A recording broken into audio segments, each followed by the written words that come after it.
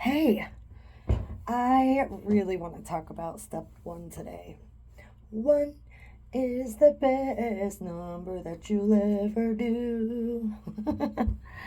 So, step one is our foundation. Once I tried everything else, I moved 3 different states. I went to rehabs thinking that they were going to fix me. I went to mental hospitals. I was at my church every time the doors were open. Like, I did everything I possibly could, but I could not stay clean. So, I reached out for help, and the anonymous programs scooped me up, and I'm so grateful. I finally could identify with other people. Now, I had been introduced to the 12 steps earlier in my life, but I really loved drugs. And I always wanted to find a way to live productively and also use. Just wanted to use on the weekends or just wanted to use in the evenings. And I could not get that to work. Um, so that brings me to step one. Step one is all about powerlessness and unmanageability. So when I think of powerlessness, I think of the major things first, right? Like the clock. I have absolutely no power on what time of the day it is. I have no power over how fast time goes or the fact that I can't rewind time. I have absolutely no power over the past. It's already done.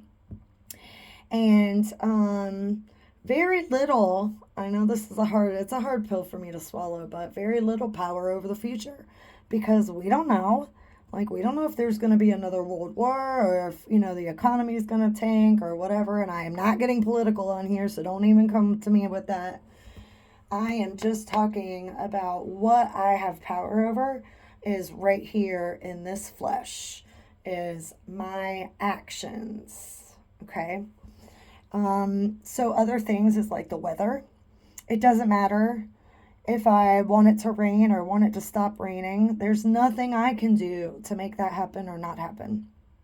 Um, Another one, which was a really hard pill for me to swallow, was other people. And, when we're born, one of the first things we learn is how to manipulate the people around us in order to get our needs met.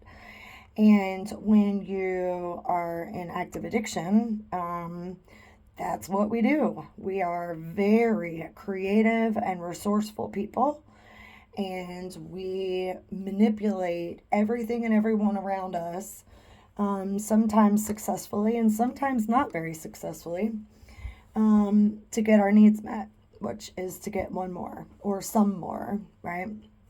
Um, but in recovery, the more I have let go of trying to control those around me, the more peace I have had and the more chance I have had to look at my emotional patterns and my thought patterns. So, we are currently talking about step one, which is just the acknowledgement and the admission that I am powerless over this and that.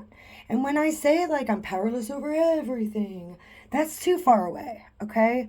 When I experience like death, um, I am powerless over my friend dying, either overdose or by choice. I am powerless over my mama dying this past year. That brings it right here to my heart.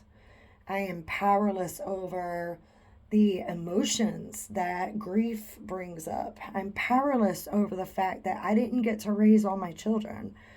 I am powerless over the facts of the traumas that I experienced. And I am, as an addict, powerless over drugs and alcohol.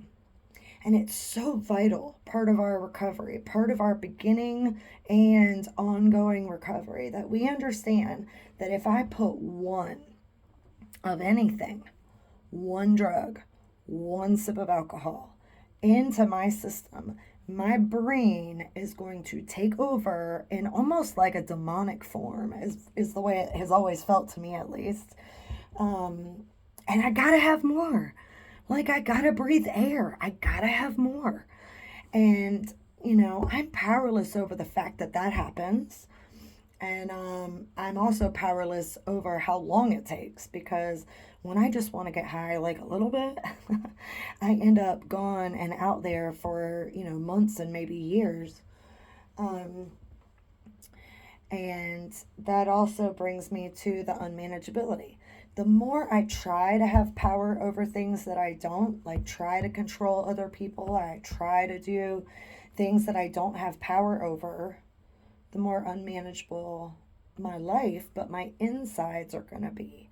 The struggle that goes on between if I'm nice or if I'm mean, I can manipulate this way, and they're still not doing what I want, so maybe I can be, passive aggressive or whatever, whatever. I also want to reach out to those of us that maybe don't have a drug and alcohol problem, but the disease manifests in some other way. If I eat one donut, I am gonna eat more. Can't eat just one chip. And chips aren't bad. Nobody's going to take your kids away because you ate chips. Or, playing video games. Video games can be super addicting because it's a alternate reality that you can step out of this pain of some sort and get into that, which is fun and fighting and aggressive or whatever it is, right?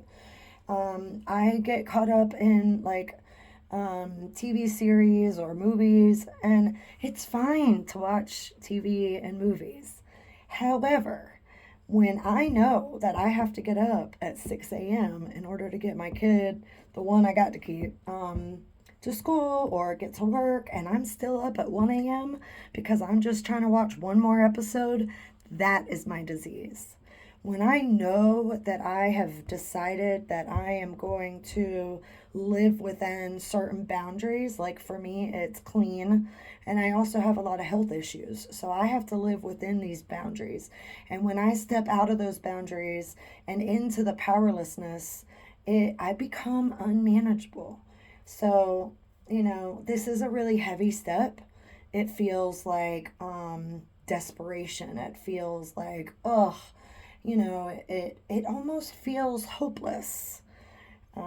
However, stay tuned, keep doing the work, because this is only step one of 12, and hope is step two. Thank gosh, it comes early in the process, right?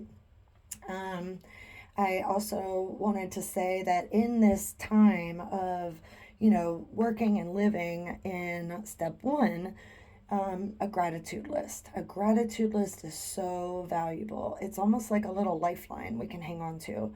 So keep that really close to our heart too, right? I'm grateful for this shirt I'm wearing. Oh, I'm grateful for this new sweater. It was too hot in here to wear, but check out how cool this thing is. I'm grateful for this little sweater that I got at a thrift store. I just think it's so cool. It's like raggedy and unique. I'm grateful for this chair that I'm sitting in and holding up. I'm grateful for these little belly rolls today.